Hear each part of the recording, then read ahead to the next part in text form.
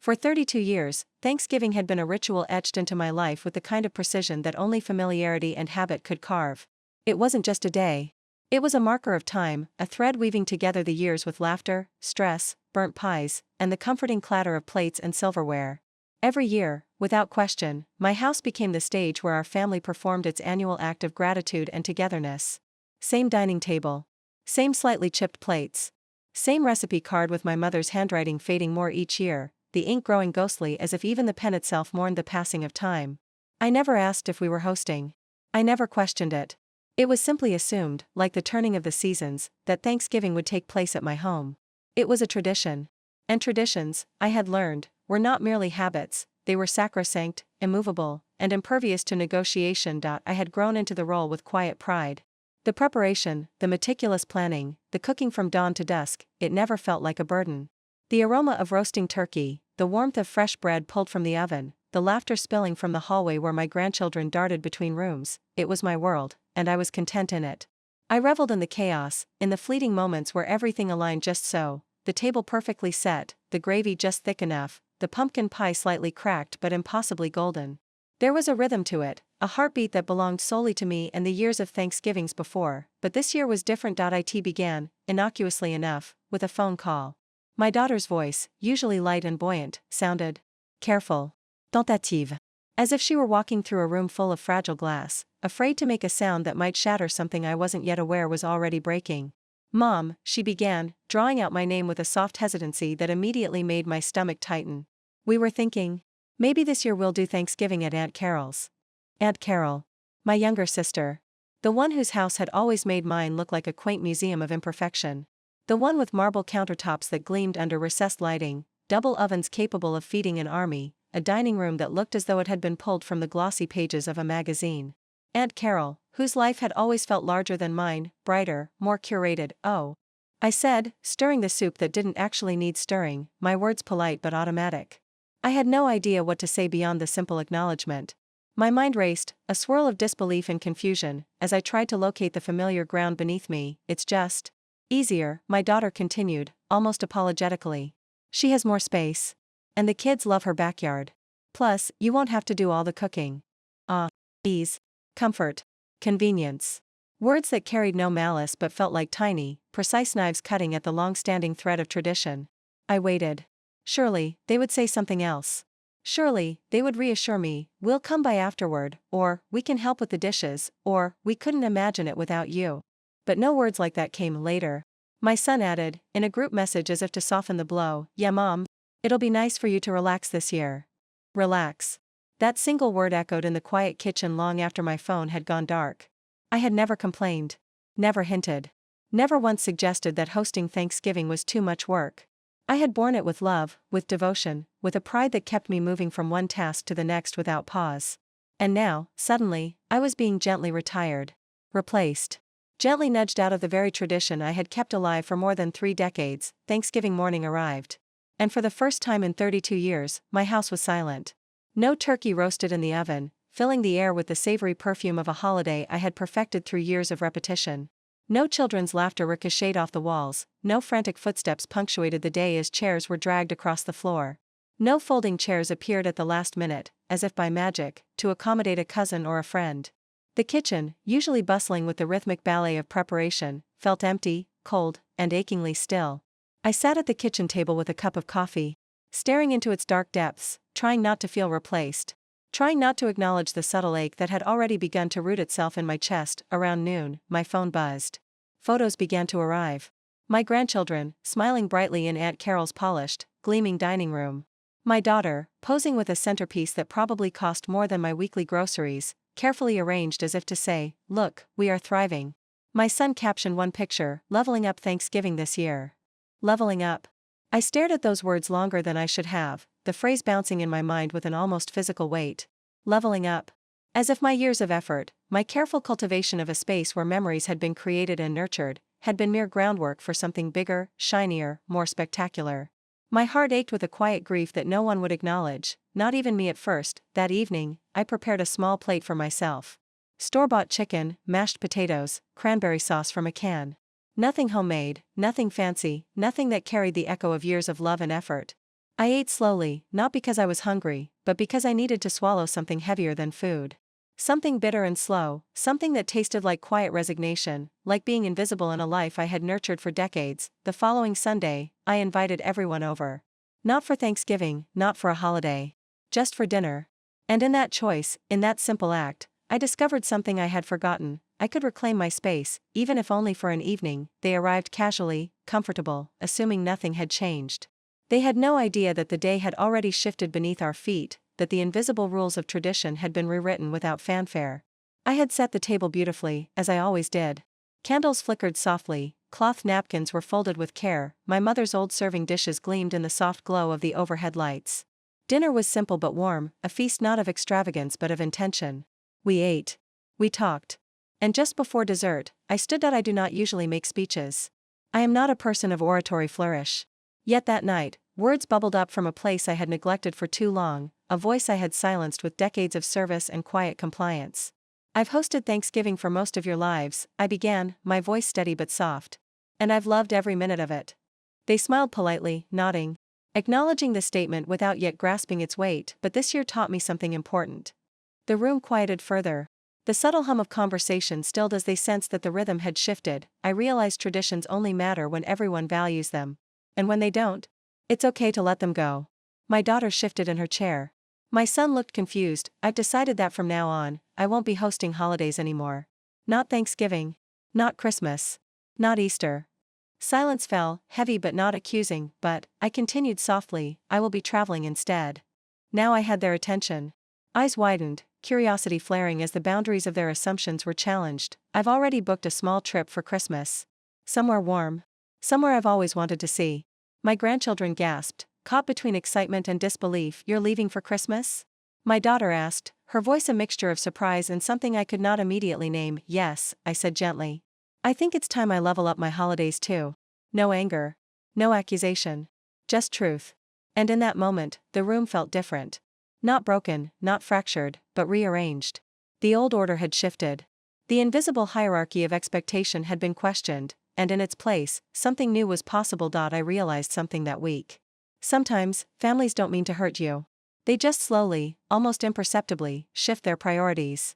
And if you don't shift yours too, if you do not honor your own needs in your own life, you disappear quietly in the background of someone else's upgraded existence. This year, for the first time in decades, I am choosing myself. Not out of bitterness. Not out of resentment. But out of dignity. Out of a recognition that traditions are beautiful, yes, but they are not sacred in a way that demands self-erasure. Sometimes, letting go is an act of love. Not for them, but for me, and sometimes, the holiday that seems to break the family is the very one that finally frees you. The silence of my house lingered long after the phone had stopped buzzing. I wandered from room to room, noticing things I had never truly seen before. The living room, usually crowded with chairs, folding tables, and the detritus of preparation, now looked empty, almost abandoned.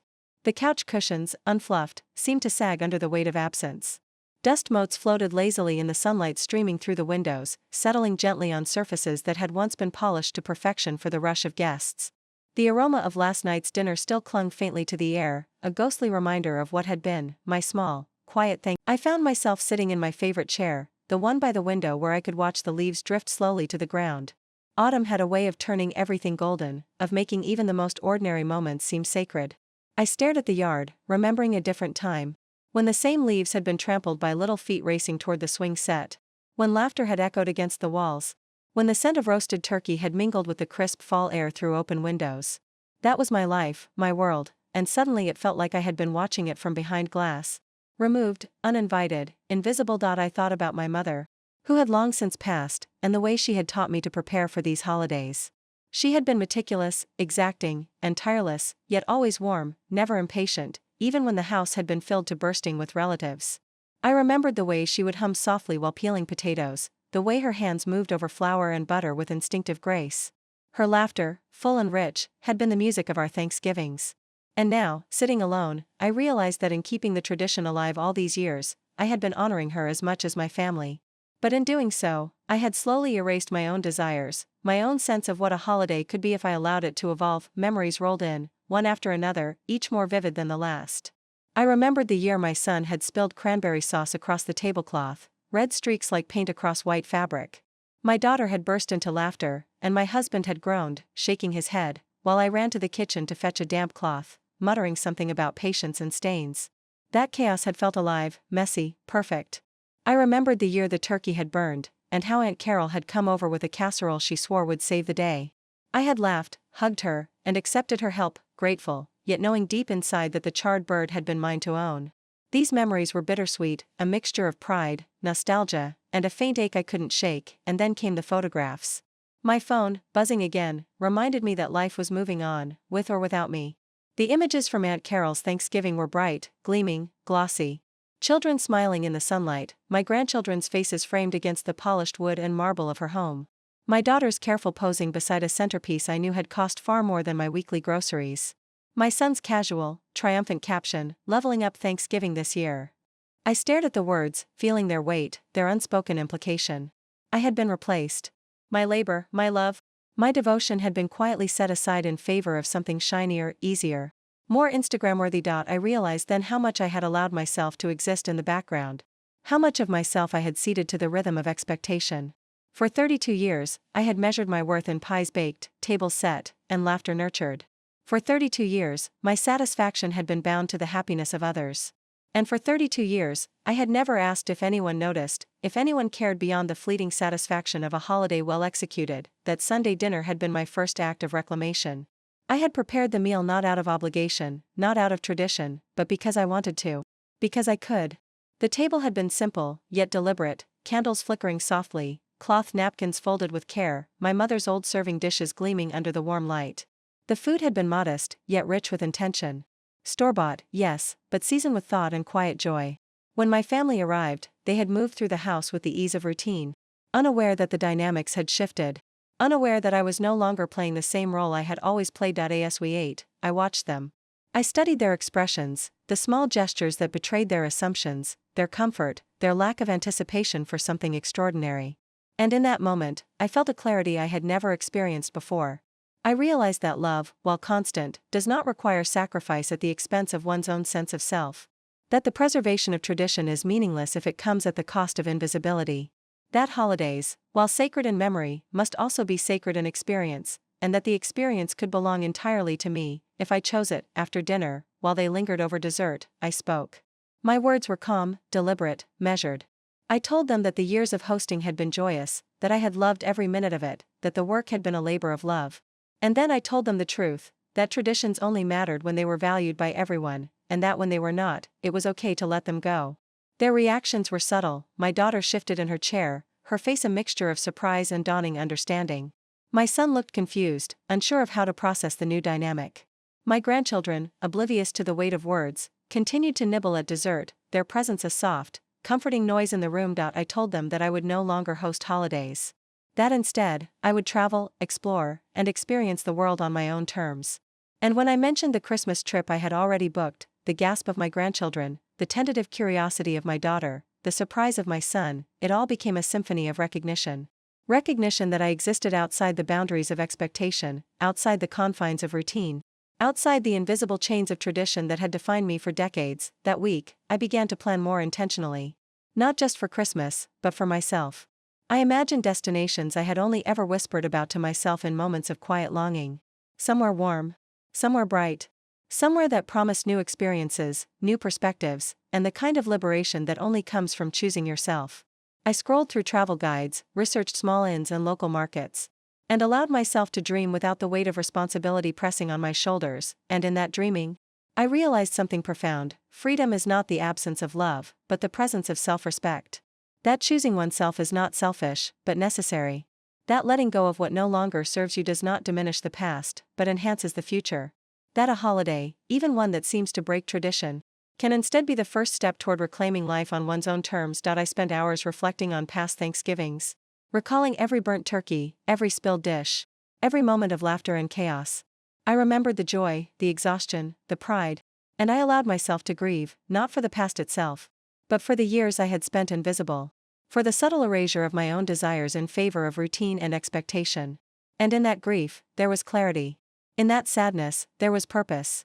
And in that purpose, there was hope. I realized, finally, that life is not merely a series of holidays to be survived or perfected. Life is a canvas to be painted with intention, with care, and with bold strokes that sometimes frighten others because they challenge the familiar. And for the first time in decades, I allowed myself to paint boldly. In the days that followed my declaration, I found myself moving through the house with a sense of quiet exhilaration. The familiar rooms no longer seemed like spaces of duty, but as canvases for something new. I lingered at the windows, watching the early frost glint on the garden, marveling at the way the sunlight refracted through the bare branches. The world outside my house felt unchanged, yet entirely different. I, too, had changed. I began to plan my Christmas trip in earnest. For decades, I had allowed the holidays to dictate my life. Now, they would bend to my will. I pored over travel brochures, websites, and online reviews. I imagined small, sun-drenched towns where the ocean met the sky in a seamless horizon. Markets filled with unfamiliar scents and colors. Streets where I could wander without the constant tugs of obligation. Some were warm, some were alive with possibility, somewhere that belonged to me alone. As I planned, I allowed myself to dream more fully than I had in years. I imagined mornings where I could sit on a balcony with a cup of coffee and watch the sunrise over a foreign landscape. I imagined evenings walking through narrow, lantern-lit streets, tasting flavors that were new, strange, exhilarating. I imagined the quiet joy of doing exactly as I pleased, without compromise or expectation. The thought of it made my chest lift, a fluttering excitement that I had not felt in decades, yet, alongside the excitement, there was a subtle undercurrent of guilt. I caught myself thinking of my family, of how my absence might feel to them. My daughter, perhaps, wondering why I had not offered to help, my son quietly adjusting to a new normal, my grandchildren puzzled at the absence of their usual host.